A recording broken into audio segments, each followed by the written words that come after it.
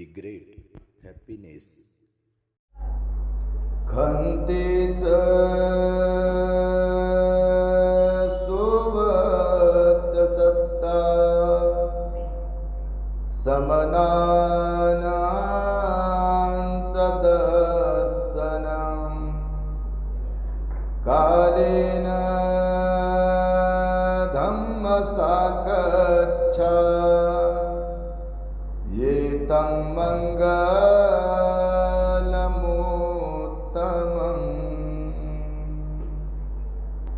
संपूर्ण जगाला ज्यांनी सुख शांती मानवता तथा दुःख मुक्तीचा आर्य संदेश दिला, असे ते दुःख मुक्तीचे मार्गदाता दुःख मुक्त महामानव महान कारुणिक तथागत भगवान सम्यक संबुद्ध तथागतांनी आपल्या शुद्ध प्रज्ञेतून निर्मिलेला सद्धम्म आणि त्याच सद्धम्माचा गेली 2500 वर्षांपासून सातत्याने अहोरात्र प्रचार आणि प्रसार करणारा पूजनीय भिक्खू संघ, ज्यांच्या महान आणि असीम त्याग प्रभावामुळे आपल्याला जो हा अनमोल असा बुद्ध धम्म लाभला आणि ज्यांच्यामुळे आपल्याला हे एवढे मोठे वैभव प्राप्त झाले, असे महान युग प्रवर्तक भारतीय राज्यघटनेचे प्रमुख शिल्पकार परमपूज्य बोधिसत्व डॉक्टर बाबासाहेब आंबेडकर आणि सर्वच परिवर्तनवादी संत महापुरुषांच्या महान अशा विचारांना स्मरून आज या वर्षावास पर्वातील महान मंगलमय दिनी आपल्या धम्मदीप बुद्धविहारात उपस्थित नंदनवन कॉलनी आणि परिसरातील सर्व श्रद्धा बुद्धिशील संपन्न उपासक उपासिका बालक तथा बालिका तद्वतच दी ग्रेट हॅपीनेस या आपल्या यूट्यूब चॅनलचे सर्वच दर्शक आपणा सर्वांच्या प्रती सर्वप्रथम सद्भावना मंगलमैत्री व्यक्त करतो आणि आपल्या सर्वांच्या सुख शांतीसाठी तथागत भगवान बुद्धांनी सांगितलेल्या सद्धम्माचा उपदेश प्रारंभ करतो। आपण सर्वांनी शांत एकाग्र आणि श्रद्धायुक्त चित्ताद्वारे या अनमोल बुद्धवाणीला आपल्या हित सुखाकरिता श्रवण करावे, ग्रहण करावे।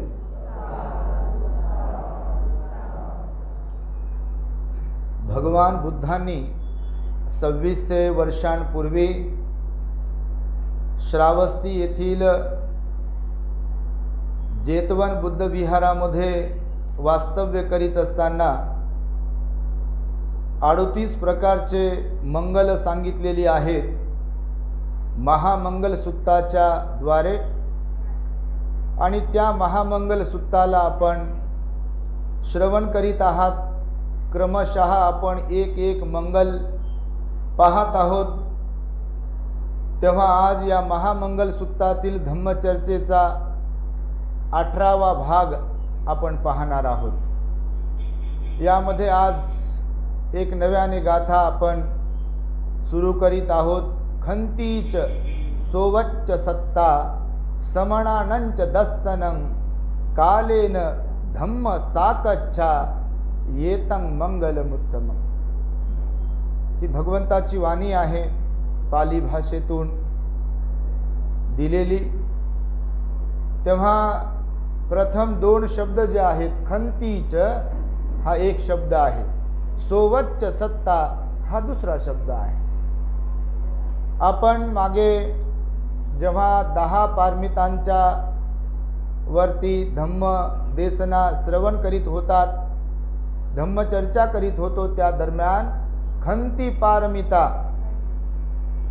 ही आपण ऐकलेली आहे।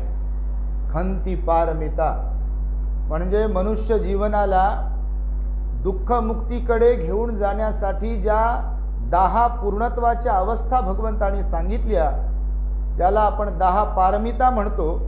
त्या 10 पारमितांमध्ये खंती पारमिता ही आपण पाहिलेली आहे। खंती शिकवत असताना आपण ऐकलाय, खंती म्हणजे क्षमाशीलता, त्याचंच दुसरं नाव सहनशीलता म्हटलेलं आहे। क्षमाशीलता, सहनशीलता आपल्या अंगी असायला पाहिजे असे भगवान म्हणाले. कारण आपल्या सहवासात, संपर्कात, आजूबाजूला राहणारे इतरही प्राणी आहेत. जसा आपल्याला आपला जीव प्रिय असतो तसा आपल्या अवतीभोवती असणाऱ्या सर्वच प्राण्यांना आपापला जीव प्रिय असतो. आणि त्यामुळे कुणालाही न दुखवता आपण जीवन व्यतीत करायला पाहिजे. कधी कोणाकडून चूक झाली तर आपण मोठ्या मनाने त्यांना क्षमा करायला पाहिजे, माफ करायला पाहिजे. प्रत्येकाने एकमेकांना माफ करून, क्षमाशील राहून, सहनशील राहून हे जीवन जगायला पाहिजे. कारण सर्वजण मरते आहेत आणि त्यामुळे भगवंताने सांगितलं आहे की खंती ही पारमिता आहे. म्हणजे बुद्धत्वाकडे वाटचाल करण्यासाठी एक एक अंग, एक एक धम्माचं अंग अत्यंत महत्त्वाचं आहे. त्यामध्ये आपण क्षमाशील असणे हे अत्यंत महत्त्वाचं आहे. माणसं आपल्या अवतीभोवती जे असतात ते सगळेच जण आपल्याकडून प्रेमाची, आपुलकीची, जिव्हाळ्याची अपेक्षा करत असतात. आमच्याशी चांगलं बोललं पाहिजे, कोणीतरी आमच्याशी प्रेमाने वागलं पाहिजे, बोललं पाहिजे, अशीच तर भावना आपणही ठेवतो इतरांशी. आणि ज्या अर्थी आपण अशी इतरांकडून भावना ठेवतो अशीच भावना इतर लोक सुद्धा आपल्याकडून ठेवत असतात. म्हणून खंती पारमिता म्हणजे क्षमाशीलता किंवा सहनशीलता याविषयी आपण खंती पारमितीच्या वेळेला धम्मचर्चा केलेली आहे. याबद्दलचा जो काही माहितीचा भाग आहे तो आपण ऐकलेला आहे. म्हणून त्यावरती विस्ताराने आपण आज इथे बोलणार नाही आहोत. ज्यांना कुणाला खंतीच काय आहे, ज्याला भगवान बुद्ध म्हणाले येतं मंगलम उत्तमं, हे उत्तम मंगल आहे. क्षमाशीलता, सहनशीलता हे उत्तम मंगल आहे. हे ज्यांना ऐकायचं आहे त्यांनी आपल्या दी ग्रेट हॅपीनेस या चॅनलवरील 10 पारमिता सांगताना खंती पारमिता सांगितलेली आहे. तो उपदेश आपला श्रवण करावा. आता पुढे आपण जाऊया. सोवच्च सत्ता हा शब्द पाली भाषेतला भगवंतांनी उच्चारलेला आहे, प्रयोग केलेला आहे. सोवच्च सत्ता काय आहे? सोवच्च सत्ता, सोवच्च सत्ता म्हणजे आज्ञाधारकता, आज्ञाधारीपणा ज्याला म्हणतो आपण, आज्ञाधारक असणे त्याला म्हटलेला आहे सोवच्च सत्ता. आता हा शब्द आज्ञाधारक शब्द आपण बऱ्याचदा ऐकलेला असतो. लहानपणापासून विद्यार्थ्यांच्या बाबतीमध्ये बऱ्याचदा ऐकला जातो. विद्यार्थ्यांनी आज्ञाधारक विद्यार्थी बनावे. तर हा शब्द भगवंतांनी महामंगल सूत्रामध्ये टाकलाय आणि भगवान बुद्ध म्हणाले की सोवच्च सत्ता येतं मंगलम उत्तमं, म्हणजे आपल्या अंगी आज्ञाधारकपणा असणे हे एक उत्तम मंगल आहे. आपण आज्ञाधारी असलो पाहिजे. वडीलधाऱ्यांचा आपण मान सन्मान करत राहिलो पाहिजे. गुरुजन आहेत त्यांचा मान सन्मान केला पाहिजे. आपण जरी हुशार असलो, आपण जरी ज्ञानी असलो तरी सुद्धा देखील आपल्यापेक्षा वडीलधारे जे कोणी असतात त्यांचा आपण सदैव मान ठेवला पाहिजे, म्हणजे त्यांच्या आज्ञेमध्ये राहिलो पाहिजे. त्याला म्हटलेलं आहे आज्ञाधारी असणे, आज्ञाधारक असणे. भगवान बुद्ध बघा, सिद्धार्थ गौतम असताना गृहत्याग करतात. 29 वर्षांचं आयुष्य असते त्यांचं. तेव्हा राजकुमार अवस्थेमधून ते गृहत्याग करतात. सर्व काही धन दौलत वैभव त्यांच्याकडे असते. असं काही कमी होतं काही किंवा कोणी काही भांडण केलं होतं असा काही विषय नव्हता. स्वयंस्फूर्तीने त्यांनी तो गृहत्याग केला होता, ज्याला महाभिनिष्क्रमण म्हटले जाते.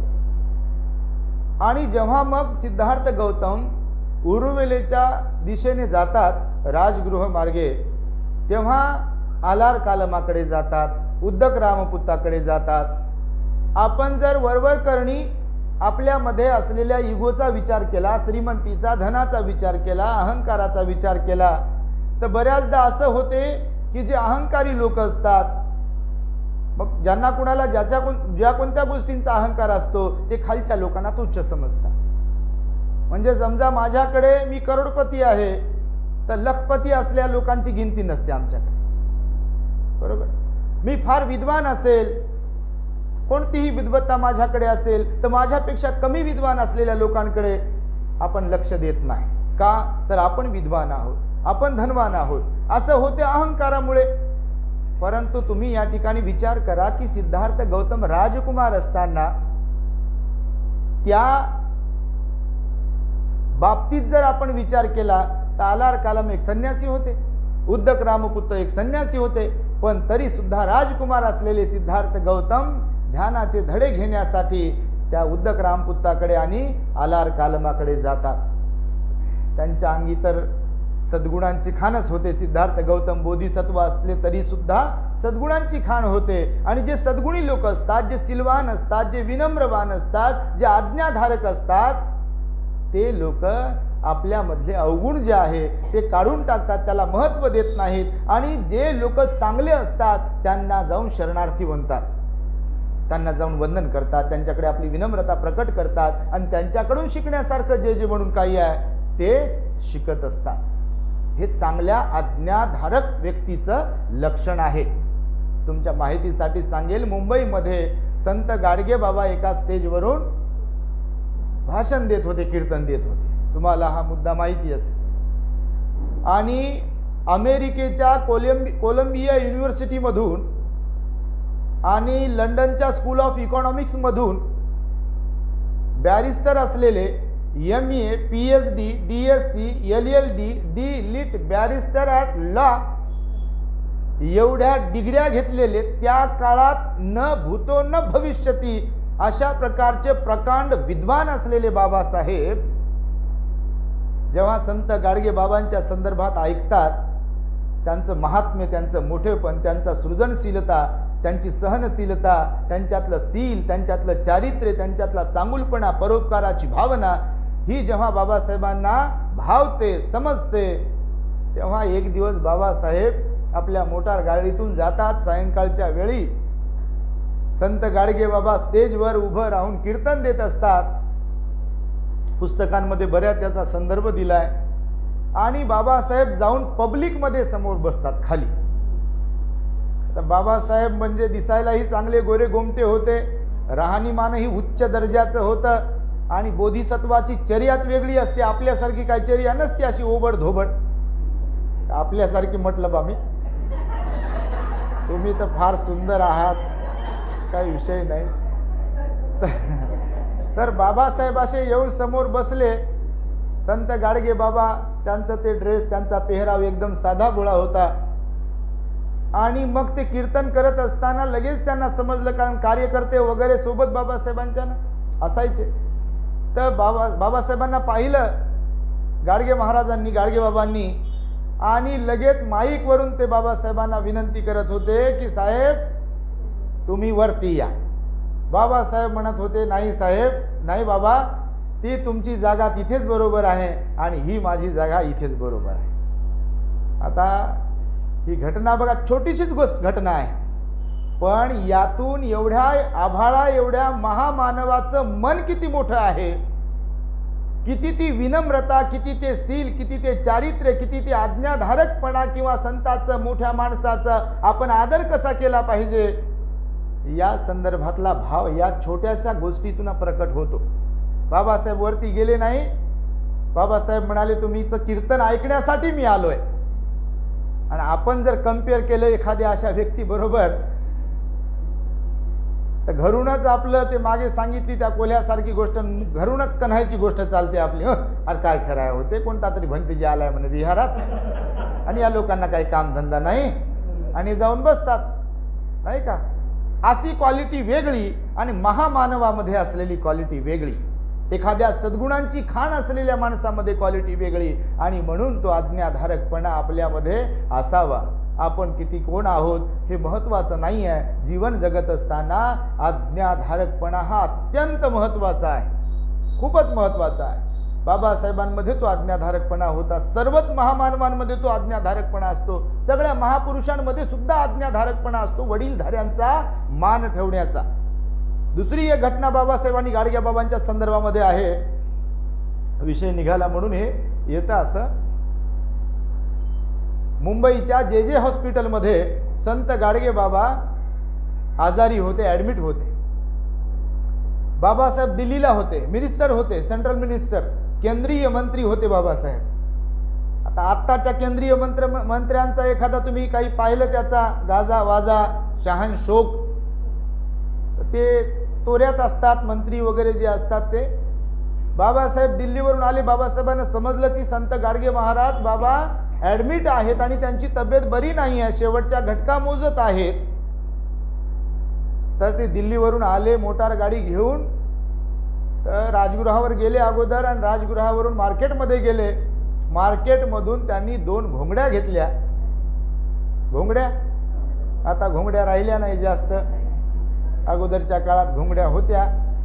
आमच्या घरी घोंगडी होती, आम्ही गृहस्थ होतो तेव्हा लहानपणी, तर ती घोंगडी फार चांगली असते. तर संत गाडगे बाबा त्या घोंगडीचा वापर करत असायचे आणि म्हणून बाबासाहेबांनी 2 घोंगड्या घेतल्या आणि जे हॉस्पिटल गाठलं. मग जे हॉस्पिटल गाठल्यानंतर गाडगे बाबांशी भेट झाली. कायले आले बाबा तुम्ही मायाला भेटेले? त्या वराडी भाषेमध्ये गाडगे बाबा बोलले उठून. आता एखादा असा महापुरुष जेव्हा येते बापा, तेव्हा लगेच त्राण येते आपल्या अंगात. हे आम्ही पण कधी कधी अनुभवलेलं आहे. बऱ्याचदा कधी काही पेशंटला, काही दुःखी लोकांना जेव्हा भेटतो तेव्हा ते सरप्राईज असते त्यांच्यासाठी की एखादे भंतेजी आले बा आपल्यासाठी. फार चांगलं वाटतं. तुम्हाला पण कोणीतरी असं आश्चर्यकारक वाटणारा एखादा व्यक्ती आपल्या समोर येते तेव्हा आपण आवाक होतो आणि तेव्हा लगेच त्राण येते, ऊर्जा येते आपल्यामध्ये. तेव्हा गाडगे बाबा पण उठून बसले लगेच आणि त्यांनी सांगितलं तुम्ही कायले आले माझ्याकडे? मी चालू असतो तुमच्या भेटीला, तुम्ही साहेब आहात, तुम्ही मंत्री आहे, एवढे मोठे आहात वगैरे वगैरे. तर मग आले तर घोंगड्या देऊ केल्या, तर घोंगड्या घेत नव्हते. दिल्या बाबासाहेबांनी घोंगड्या आणि लगेच आपल्या त्या सोबत्याला माणसाला सांगितलं की तो माझा कागद आण आणि त्या पंढरपूरची धर्मशाळा जी आहे ती माझ्या बाबाच्या नावे मला करायची आहे. मी मरून गेलो तर उद्या कोण काय करेल काही सांगता येत नाही. तर पंढरपूरला PS सोसायटीचं कॉलेज आहे. तर तिथली बिल्डिंग मला वाटतं तेव्हा काहीतरी ती 50 लाखाची काहीतरी होती त्यावेळेस, आणि ती बिल्डिंग बाबासाहेबांना दान म्हणून दिली बघा गाडगे बाबांनी. तर हे चांगले गुण जे काही भगवंताने सांगितले आहेत महामंगल सूक्तामध्ये, हे चांगले गुण आपल्या अंगी असल्याशिवाय आपण आपली योग्यता निर्माण करू शकत नाही. म्हणून एकंदरीत आपण जे पाहत आहात छोट्या छोट्याच गोष्टी आहेत, छोटे छोटेच मुद्दे आहेत. संतुष्टीची गोष्ट सांगितली, गौरवाची गोष्ट सांगितली, विनम्रतेची गोष्ट सांगितली भगवंताने, नाही का, धम्मश्रवण करण्याची गोष्ट सांगितली आणि खंतीची गोष्ट सांगितली, सहनशीलतेची, क्षमा शांतीची. आणि त्यानंतर भगवान बुद्ध म्हणतात की आज्ञाधारकपणा सुद्धा देखील आपल्यामध्ये असायला पाहिजे. तेव्हा आज्ञाधारकपणा आपल्यामध्ये जर असेल तर आपण सर्वांना प्रिय होतो. बघा तुम्ही, आज्ञाधारक जर आपण असेल तर वडीलधाऱ्या लोकांना प्रिय होतो आपण. शाळेमध्ये आम्ही अनुभवलेलं आहे, जे विद्यार्थी हुशार असायचे किंवा शिक्षकांनी सांगितलेलं काम चटकन करायचे तर त्याच्यात आमचाही नंबर होता. तर बापा लय प्रेम, आमचे शिक्षक होते तर लय प्रेम करायचे. अगोदरचं नाव घेऊन आम्हाला म्हणजे विद्यार्थ्यांना विचारायचे, नसेल कुठे, शाळेत गेलो नाही तर घरी विद्यार्थ्याला पाठवून कुठे गेला, आला कसा नाही शाळेमध्ये, म्हणजे एखाद्या वेळेस आजारी पडलं काही झालं तर. आणि फार प्रेम होतं ते. आज्ञाधारक जे असतात, विद्यार्थी असोत माणसं असोत, ते सर्वांना प्रिय असतात. मग आईवडिलांचा मुलगा जरी एखादा आज्ञाधारी असेल तर आईवडिलांना तो जरा जास्त प्रिय असतो. त्याचं हे कारण असते. जे पोरं म्हणतात का नाही की तोच प्रिय आहे जास्त, तर त्याच्यात ही पण गोष्ट असेल एखाद्या वेळेस. पण ते आज्ञाधारीपणा जो आहे तर तो चांगल्या बाबतीतच असावा, मात्र नाही तर पुढे पुढे करण्यासाठीचा आज्ञाधारीपणा नसावा. इथे भानगड आहे एक. त्याचा अर्थ समजला पाहिजे. बऱ्याचदा अर्थाचे अनर्थही होतात कधी कधी. तर आज्ञाधारकपणा जो आहे त्याच्यात 2 प्रकार सांगितले. एक आज्ञाधारकपणा की जो मोठा माणूस आहे तो चांगल्या काही गोष्टी सांगत असेल तर त्याच्या आज्ञेमध्ये राहिलं पाहिजे. पण आपल्याला मोठा माणूस एखादा सांगत असेल तर चोरी करा, तर ती आज्ञा त्याची पाळणं योग्य राहील का? योग्य राहणार नाही. आणि त्यामुळे तशा प्रकारच्या आज्ञा आपण पाळल्या नाही पाहिजे. तुम्ही त्या दिवशी मी तुम्हाला नंदाच्या संदर्भामध्ये सांगितलं बघा, आज्ञाधारकपणा कशाला म्हणतात. भगवंतानं तर सगळ्यात भिक्खूंना चरत भिक्कवे चारिकं बहुजन हिताय बहुजन सुखाय अशी आज्ञा दिलेली आहे. सर्व बहुजनांच्या हितासाठी सुखासाठी तुम्ही मार्गक्रमण करत राहा, चारिका करत राहा, फिरत राहा, लोकांवरती अनुकंपा करा, लोकांना दुःखमुक्तीचा मार्ग सांगा. लोक अंधारात आहेत, लोक दुःखात आहेत. भगवंतानं सांगितलेला हा जो काही आज्ञेचा मार्ग होता, आज्ञा होती भगवंताची एक प्रकारे. जगभरातले जे काही सिलवान गुणवान भिक्खू आहेत, विनयशील भिक्खू आहेत, ते पाळतात आणि धम्माचा प्रचार प्रसार करतात, लोकांपर्यंत पोहोचतात आणि लोकांना दुःखमुक्त करण्याचा प्रयत्न करत असतात. नंदाच्या संदर्भामध्ये बघा आज्ञाधारकपणा जो आहे, त्या दिवशी आपण ऐकला. नेमकं भगवान बुद्ध कपिलवस्तू नगरीला जातात आणि तिथे नेमकं त्या नंदचं लग्न सुरू असते. आता ऐकलं आपण. आणि त्यानंतर भगवंतानं प्रवचन वगैरे दिलंय, भोजन वगैरे घेतलं आणि भिक्षा पात्र नंदकडे सोपवलं. आज्ञाधारकपणा कशाला म्हणतात बघा. त्यानं मध्येच हटकलं नाही भगवंताला. हटकलं का? आपण जेव्हा हटकतो तर तेव्हा आज्ञाधारकपणा असेल का आपल्यात? आज्ञाधारकपणा नसतो. म्हणजे हटकणं, क्रॉस करणं, मध्येच आपलं काहीतरी सांगत राहणं, त्याला आज्ञाधारकपणा म्हटलेलं नाही आहे. आणि म्हणून भगवंताच्या प्रती त्याच्या मनामध्ये आज्ञाधारकपणा होता. म्हणून भाऊ जरी होता तरी भगवंताला एखाद्या शब्दाने म्हटला नाही तो असा की भगवान आता लग्नाची वेळ होते, आता मला जायचं घरी, बायको वाट पाहते, नवरी नटलेली आहे आणि हे घ्या भिक्षापात्र, तुमचं काम झालं आता, तुम्ही जाण, उद्या येतो दर्शनाला. असा नाही म्हणाला तो. त्यानं बरोबर भगवंताच्या मागे मागे मागे मागे गेला आणि भगवंत विहारात गेल्यावरही जेव्हा म्हणतात की सारीपुत्ता दीक्षा द्या नंदला, तर तेव्हा पण तो नाही म्हणू शकला नाही. म्हणू शकला का नाही? तर हा आज्ञाधारकपणा आहे बघा.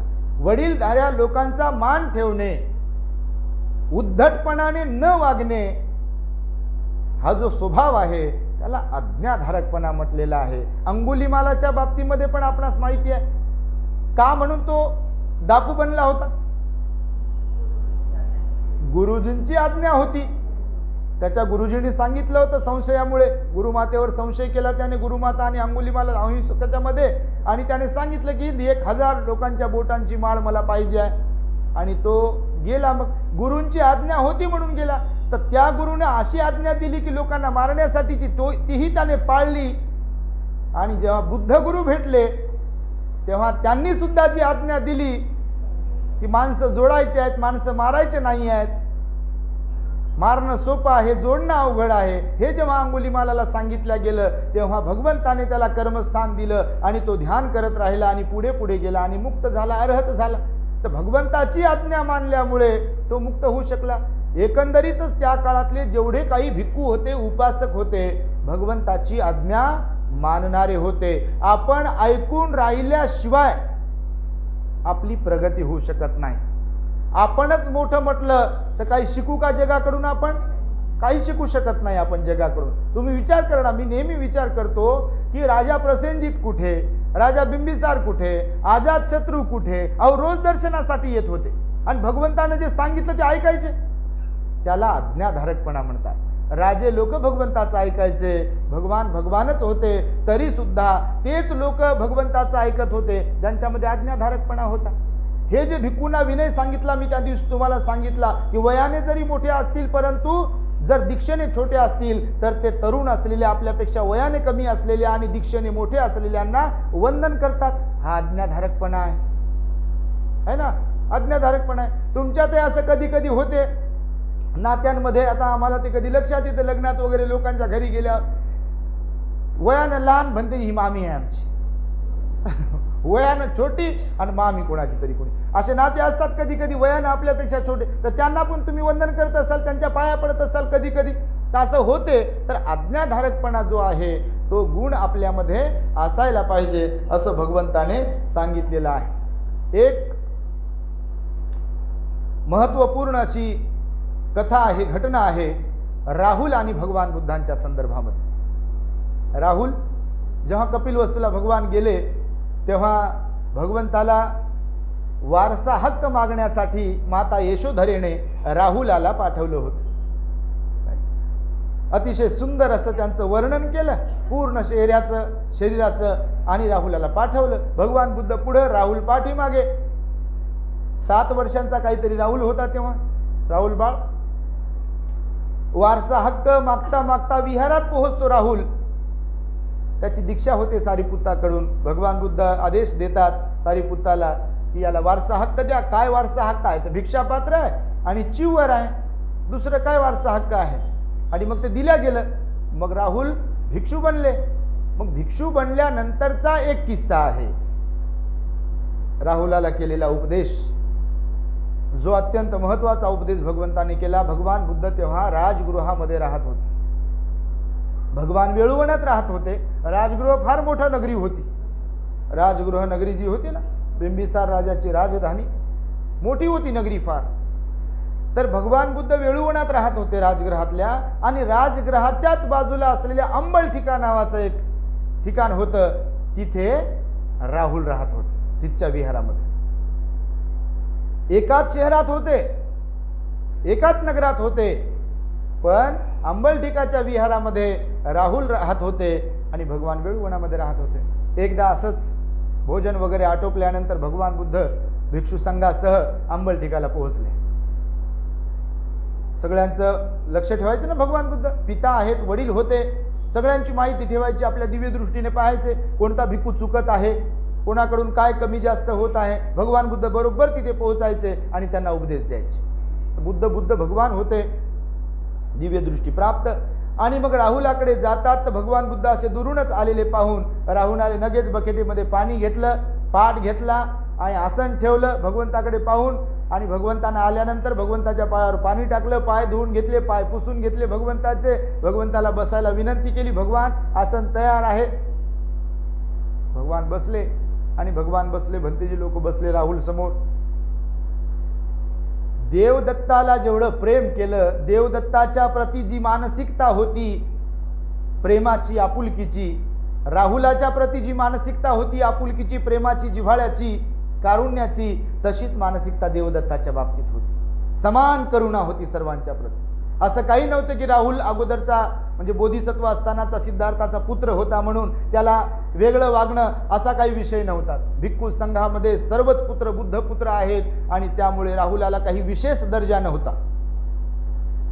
मग भगवंतानं उपदेश दिला राहुलाला, काही गोष्टी समजावून सांगितल्या. कारण राहुल जरा वयाने छोटा असल्या कारणाने आणि सुरुवातीचा काळ असल्या कारणाने काही भिक्खूंना पण वाटायचं की बा हे बोधिसत्व सिद्धार्थ गौतमाचा मुलगा आहे, तर विशेष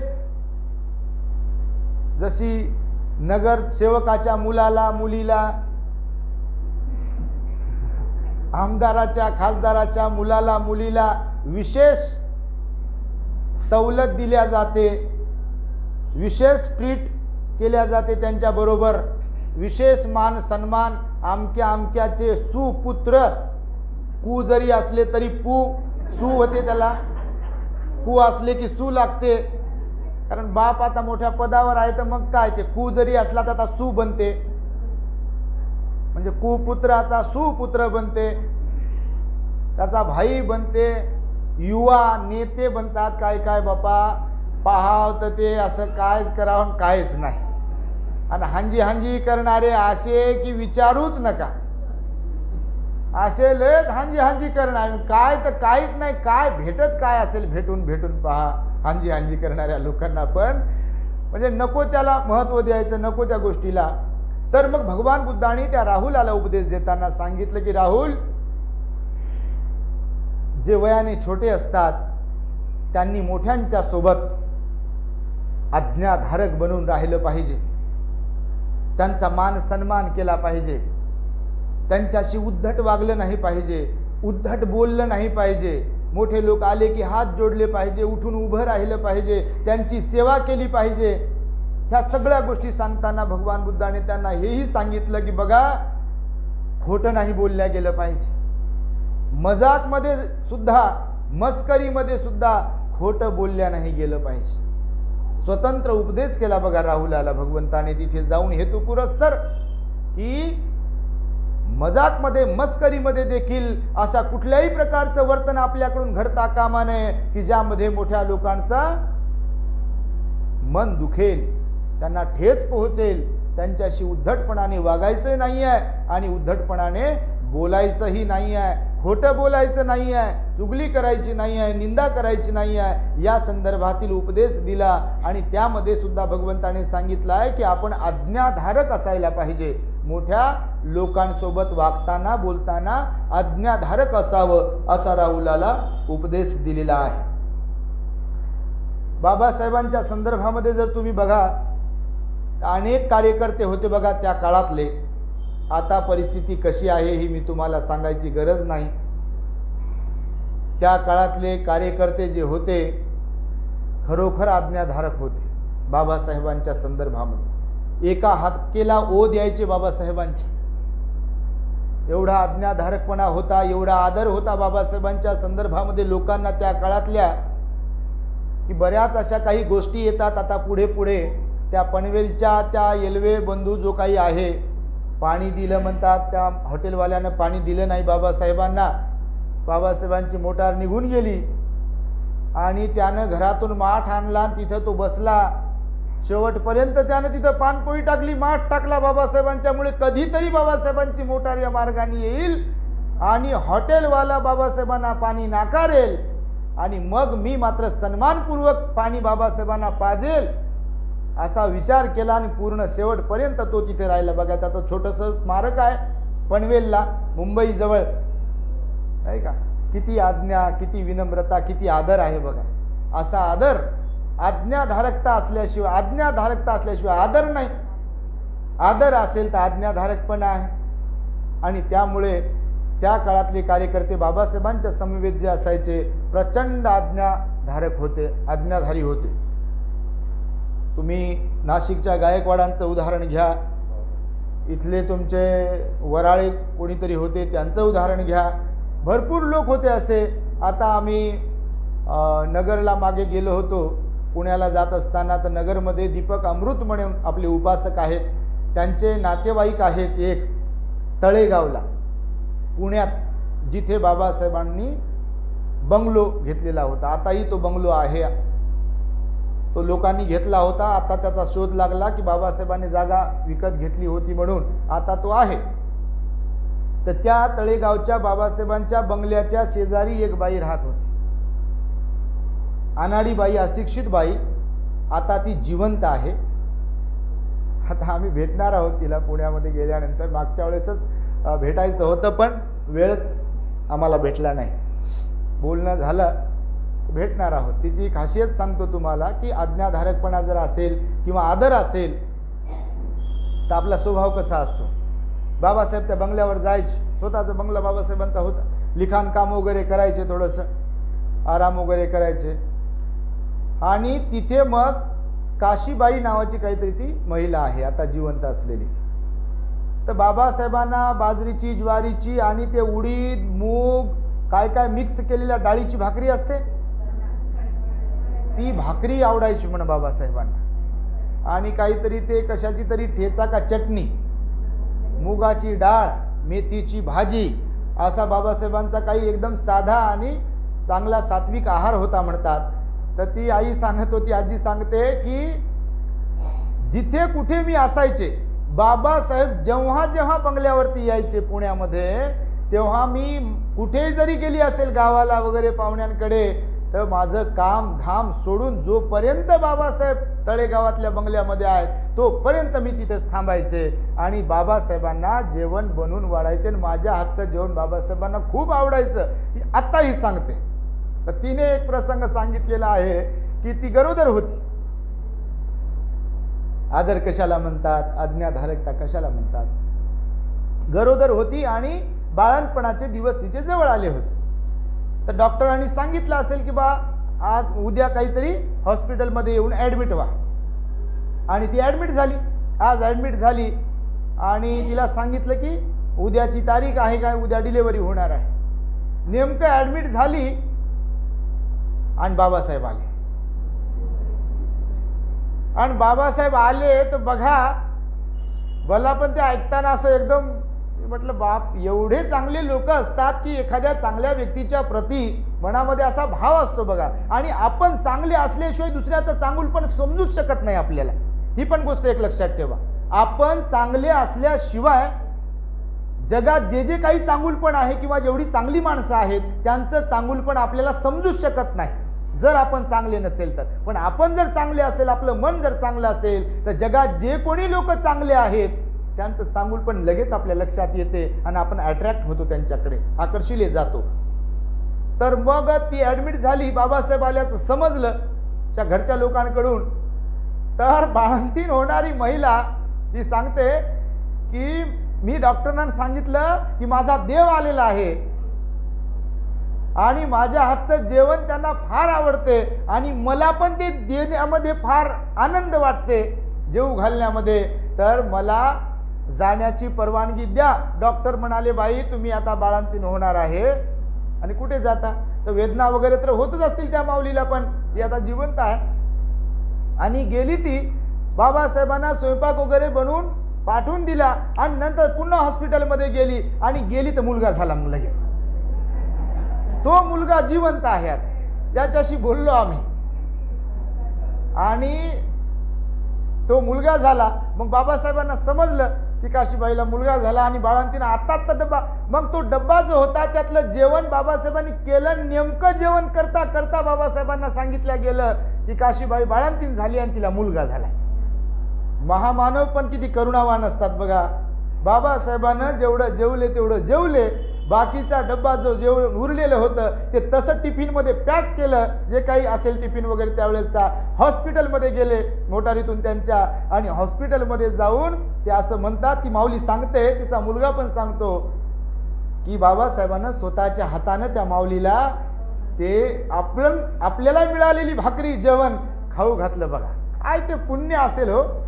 ती माऊली म्हणते, आताही मला तो क्षण आठवतो की जेव्हा मी ओली बाळंतीण होते आणि बाबासाहेबांनी आपल्या भाकरीतली भाकरी मला खाऊ घातली, माझ्या बाळाला हातावरती घेतलं जे आता जिवंत आहे. ती माऊली पण जिवंत आहे, ते बाळही जिवंत आहे आणि त्याचं बाबासाहेबांनी काहीतरी नाव ठेवलं आहे बघा. आता मला ते लक्षात नाही आहे, पण ते बाबासाहेबांनी त्यांचं नाव ठेवलं. अतिशय सुंदर असं आणि विशिष्ट नाव आहे, ते मी तुम्हाला सांगेल काही दिवसानंतर. तर बाबासाहेबांनी नाव ठेवलेला तो मुलगा आताही आहे. तर हा आदर जो आहे किंवा आज्ञाधारकपणा जो आहे तो आपल्यामध्ये असायला पाहिजे. त्याचं हे मी उदाहरण दिलं.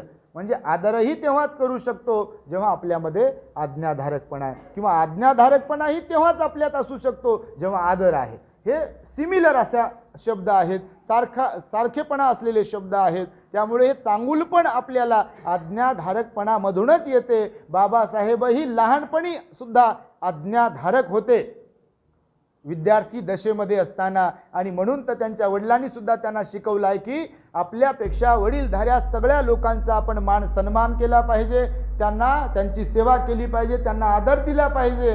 आणि मला वाटतं एखाद्या महामानवाला त्यांच्या आई वडिलांकडून ही जेव्हा शिकवण दिल्या जाते तेव्हा तेच लोक महामानव बनू शकतात, मोठे बनू शकतात. आणि बाबासाहेबांच्या आईच्या पश्चात त्यांच्या वडिलांनी, रामजी सुभेदारांनी बाबासाहेबांवर पूर्ण लक्ष दिलं, त्यांना घडवलं.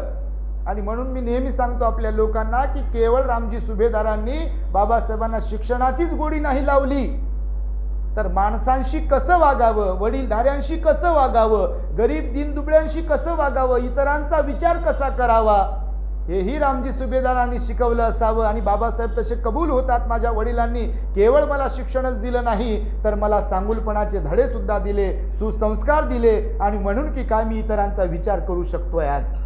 हे सर्वस्वी श्रेय दिलं बाबासाहेबांनी आपल्या वडिलांना. आणि म्हणून आपण सुद्धा आपल्या लेकरांना तशा प्रकारचे संस्कार दिले पाहिजे, आज्ञाधारक बनवलं पाहिजे. नाही तर याला बोलू नको, त्याला बोलू नको, आणि त्याचं काय काम ऐकतो आणि यांचं काय काम ऐकतो, आणि काय काम ऐकायला तू काय नोकर आहे का? हे आज्ञाधारी बनवणं आहे का? मग नाही आहे. तर तशा प्रकारे आज्ञाधारी आपण आपल्या मुलांना बनवलं पाहिजे. आता एक छोटासा दृष्टांत सांगतो. आज्ञाधारकपणा, मी मघाशी जे म्हणालो की त्याचे प्रकार आहेत दोन.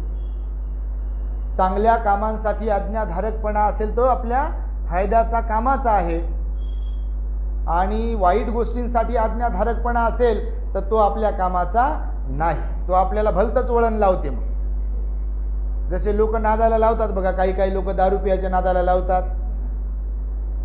ते पैसे देतात म्हणून त्यांच्याशी आज्ञाधारकपणा. साहेब फार चांगले, साहेब फार चांगले, साहेब पैसे देते, लालूच लावते, आणि नंतर साहेब दारावरही उभं करत नाही, हे तोपर्यंत कंगाल होते, नाही तर मरते तोपर्यंत दारू पिऊ पिऊ, दारू पिऊ पिऊ, मावा खाऊ खाऊ, तंबाखू खाऊ खाऊ, काय काय खाऊ खाऊ. साहेबाचा पोरगा विदेशात नोकरीला आणि याचं पोरग खड्डे खदायला रोडला. असे लोक मग तो आज्ञाधारीपणा काही कामाचा नाही. तर वाराणसीमध्ये एक आचार्य होते आणि त्यांचे काही शिष्य त्यांच्या गुरुकुलामध्ये प्रशिक्षण घेत होते. मग त्या आचार्यांना एक मुलगी होती, मुलगी तरुण झाली, तिचं लग्न करायचं होतं. मग सगळे पोरं जे होते ते आज्ञाधारक होते, गुरुकुलातले सगळे विद्यार्थी जे होते आज्ञाधारक होते. आज्ञाधारक होते तर मग आचार्यांना वाटलं की यांच्यापैकी एक मुलगा आपण आपल्या मुलीसाठी निवडला पाहिजे, जावई बुवा म्हणून. तर मग एक दिवस सगळ्या शिष्यांना आपल्या त्या आचार्यांनी सांगितलं की बघा, माझी मुलगी आता वयात आली आहे, तुम्ही पण वयात आलेले आहात, तर मी तुम्हाला एक गोष्ट सांगणार आहे, तर ती तुम्ही जर तुमच्यामध्ये आज्ञाधारकपणा असेल तर तुम्ही ऐकाल.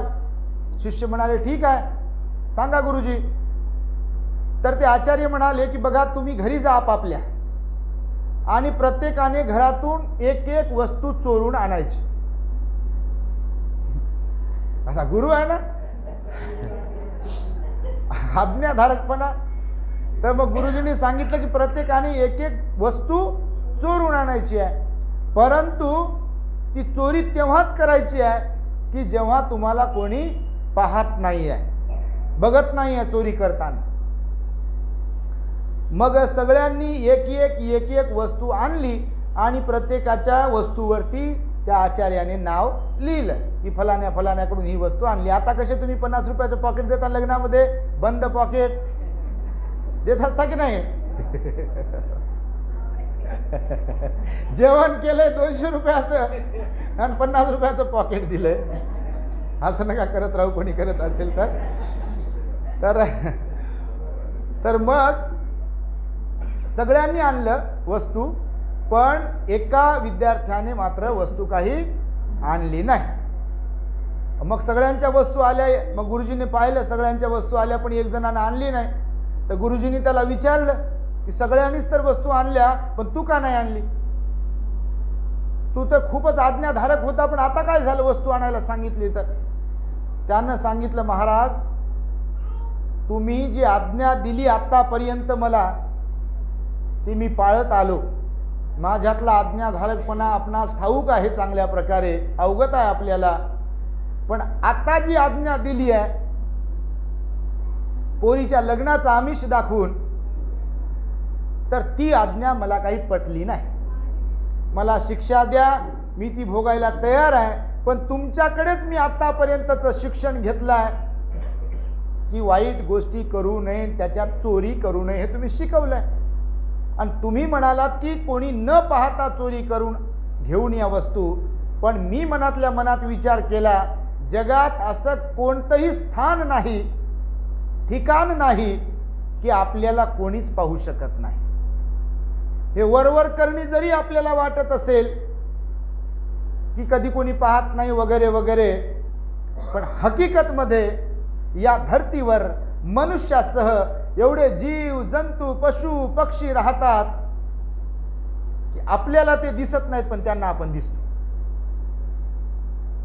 आपल्याला ते दिसत नाहीत कारण हे डोळे जे आहे ना माणसांचे, त्याचं लिमिटेशन आहे, मर्यादा आहे. या डोळ्यांच्या दृष्टींची मनुष्याच्या मर्यादा आहे. माणसांना अंधारात दिसत नाही आणि वाघाला, सिंहाला, बैलाला अंधारात दिसते. त्यांचे डोळे अंधारात चमकतात, बॅटरी लावल्यावर माणसाचे चमकत नाहीत जास्त. मांजरीला अंधारात दिसते, मांजरीचे डोळे बघा तुम्ही, कधी प्रकाश पडला की चमकतात. थोडासा लांबून प्रकाश जरी थोडासाच पडला तर ते चमकतात. तुम्ही कधी पाहिला असेल, आहे का नाही? मजेशीर आहे. म्हणजे आपल्याला जे दिसत नाही ते इतरांना दिसू शकते, आणि कधी कधी इतरांना जे दिसत नाही ते आपल्याला दिसते, असं पण आहे. तर मग त्या गुरुजींना असं सांगितलं त्या विद्यार्थ्याने की बघा, आपण जे शिकवलंय मी त्याचंच अनुकरण करतो आहे, मी आज्ञाधारक आहे हे आपणास माहिती आहे, पण तुम्ही चोरी करायला सांगितली आहे, चोरीची आज्ञा दिली आहे कोरीचं आमिष दाखवून, पण ते माझ्याच्याने होणार नाही, कारण या जगामध्ये असं कोणतंही ठिकाण नाही आहे की जिथे आपल्याला कोणी पाहू शकणार नाही. घरातून काही अंतना उंदीर तरी पाहू शकते आपल्याला, छोटे छोटे कीटक असतात ते पाहतील आपल्याला. तुम्ही म्हणालात की तेव्हा चोरी करायची आहे की जेव्हा कोणीच पाहत नसेल, आणि मी माझं डोकं लढवलंय. हे बरोबर असेल तर मला सांगा, माझं चुकलं असेल तर दंड द्या. आता आचार्यच होते, ते म्हणाले अगदी बरोबर आहे तुझं म्हणणं, या जगात असं कोणतंच ठिकाण नाही की आपल्याला कोणी पाहू शकत नाही, आणि वरवर करणी जरी आपल्याला वाटत असेल की कोणी पाहत नाही, माणूसच पाहत नाही म्हणून काय झालं, इतर जीव सत्व आपल्याला पाहत असतात. तू खरा आहेस, खरा आज्ञाधारक आहेस, तू मला पटलेला आहेस, आणि म्हणून माझी मुलगी मी तुला सुपूर्त करतो. जावई बुवा बनला आचार्य. तर आज्ञाधारकपणा जो आहे तो मी सांगितला तुम्हाला की या बाबतीमध्ये सुद्धा आज्ञाधारकपणा असावा, पण चांगल्या गोष्टींच्याच बाबतीत आज्ञाधारकपणा असावा, वाईट गोष्टींच्या बाबतीमध्ये आज्ञाधारकपणा नसावा. आईनं जर सांगितलं शाळेत जा तर शाळेत गेलं पाहिजे. आईनं जर सांगितलं पोराकडे जाऊन एखादा अभ्यास कर तर ती आज्ञा मानली पाहिजे. आईनं सांगितलंय पप्पा घरातच आहे, पप्पा घरात नाही, सांग त्याला जाऊन, तर ती आज्ञा जर पाळली तर चांगले संस्कार होतील की वाईट संस्कार होतील? लय लोक असे संस्कार टाकतात आपल्या पोरांवर, आणि मोठं झाल्यावर बिघडल्यावर नंतर म्हणतात आता काय झाले, म्हणतात त्याला श्रामनेर बनवता का म्हणते 10 दिवस. अशा गोष्टी होतात. पहा, यांनी खोटं बोलायला शिकवलंय, लबाड वागायला शिकवलंय, हिंसा करायला शिकवलंय, मारामारी करायला शिकवलंय, ठकवायला फसवायला शिकवलंय, आणि जेव्हा यांना ठेच लागते, अंगलट येते, तेव्हा डोळे उघडतात यांचे आणि म्हणतात बा अर गणित चुकू लागलं काहीतरी, तर आता मग श्रामनेर बनवता का, भंतेजी बनवता का, सुधरून देता का आम्हाला. तर ही अशा प्रकारची आज्ञा पोरांना बिघडवणारी जर आपण म्हणत असेल, सांगत असेल, ती योग्य आहे का? योग्य नाही आहे. आणि मुलांनी सुद्धा आज्ञाधारकच असावं, परंतु अशा प्रकारच्या ज्या आज्ञा सांगितल्या जातात त्या आज्ञा मात्र पाळल्या नाही पाहिजे. बुद्धाची आज्ञा, धम्माची आज्ञा, संघाची आज्ञा, बोधिसत्वाची आज्ञा, महापुरुषाची आज्ञा, संताची आज्ञा, गुरुजींची आज्ञा पाळली पाहिजे. त्यानं आपलं भविष्य उज्ज्वल होऊ शकते. आणि म्हणून भगवान बुद्ध म्हणाले सोवच्च सत्ता येतं मंगलमुत्तमं, म्हणजे आपण आज्ञाधारी असणे, आज्ञाधारक असणे हे उत्तम मंगल आहे. म्हणून वडीलधाऱ्यांचा आपण सदैव आदर केला पाहिजे, मान सन्मान केला पाहिजे. त्यांचे आपल्यावरती उपकार असतात किंवा ते आपल्यापेक्षा मोठे असतात, आपल्यापेक्षा 4 उन्हाळे जास्त पाहिलेले असतात. बोलताना म्हणतो ना तुम्ही 4 उन्हाळे जास्त पाहिलेले आहेत, म्हणतात तू शांत बस. खरंच 4 उन्हाळे जास्त पाहिलेले असतात. आणि म्हणून मोठ्या माणसांना क्रॉस करू नये, किंवा ज्ञानी माणसाला गुरुजनांना, बुद्धाला, धम्माला, संघाला किंवा महापुरुषाला आपण उद्धटपणाने त्यांच्याशी वागू नये, तर आज्ञाधारकपणाने वागावं. आणि हा सद्गुण आपल्यामध्ये आपण वाढवावा, यासाठी म्हणून महामंगल सूक्तात भगवंताने या शब्दाचा प्रयोग केला असावा. तेव्हा निश्चितपणे ही छोटीशी धम्मदेसना आहे, आणि छोट्याशा धम्मदेसनेतून छोटासा हा जो शब्द आहे सोवच्च सत्ता, आज्ञाधारकपणा, हा मात्र जीवन जगतांना अत्यंत महत्त्वाचा आहे. तो आपण निश्चितपणे आपल्या जीवनामध्ये उतरवाल, आणि आपल्या जीवनामध्ये स्वतःचं भलं करून घ्याल. आपल्या परिवाराचं, कुटुंबाचं, समाजाचं आणि सर्वाचं भलं या माध्यमातून होत राहील, यासाठी आपण या धम्मदेसनेमध्ये सांगितलेल्या सद्गुणांचं अनुकरण कराल अशी अपेक्षा व्यक्त करतो, आणि माझ्या शब्दांना इथे पूर्णविराम देतो. भवतो सर्वमंगलं रक्षन्तु सर्वदेवता सर्वबुद्धानुभावेन सदा सुखी भवन्तु ते. भवतु सर्वमंगलं रक्षन्तु सर्वदेवता सर्वधम्मानुभावेन भवन्तु ते भवतु सर्वमङ्गलं रक्षन्तु सर्वदेवता सर्वसङ्घानुभावेन सदा सुखी भवन्तु।